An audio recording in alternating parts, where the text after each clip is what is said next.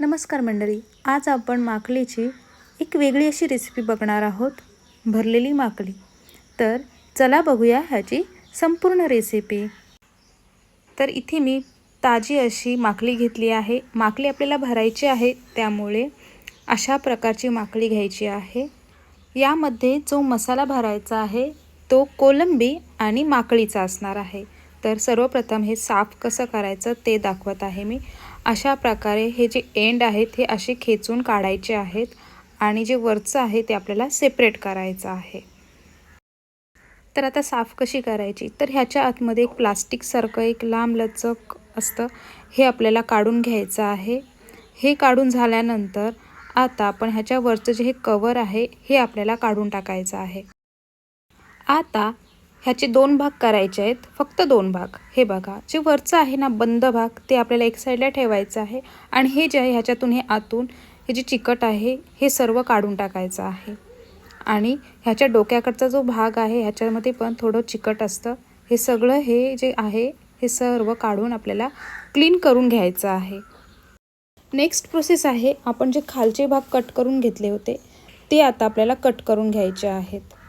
ह्याच्यामध्ये सुद्धा आपल्याला काही घाण असते ती टाकायची आहे। तर हे बघा, हे मी कट केल्यानंतर ह्याच्यामध्ये कडक असतंय, हे जे आहे आपल्याला काढून टाकायचं आहे।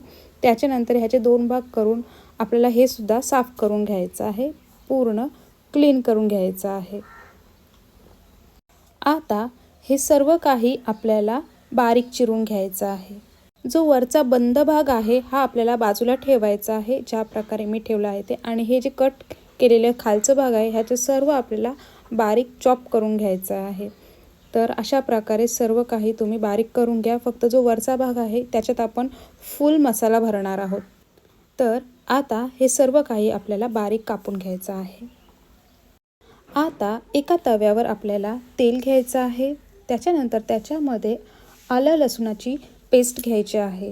त्याच्यानंतर हे व्यवस्थित असं परतून झालं की लाल तिखट मसाला, हिंग आणि हळद, माकली जी आपण कट करून ठेवली होती ती थोडीशी घ्यायची आहे आणि इथे मी कोलंबी सुद्धा कट करून घेतली आहे। तर अशा प्रकारे आपल्याला हे सर्व साहित्य आता एकजीव करून घ्यायचे आहेत। 10 ते 15 मिनिटांकरिता हे झाकण देऊन व्यवस्थित असं शिजवून घ्या। आता ह्याच्यामध्ये घ्यायचं आहे गरम मसाला, धणेपूड, चवीपुरतं मीठ, काळं वाटण इथे मी 2 छोटे चम्मच घेणार आहे। सर्व काही व्यवस्थित मिक्स करून घ्या। हाय फ्लेमवरच आपल्याला शिजवून घ्यायचं आहे आणि मिक्स करून झाल्यानंतर हे बंद करा आणि हे बाजूला ठेवा। हे झालं आपलं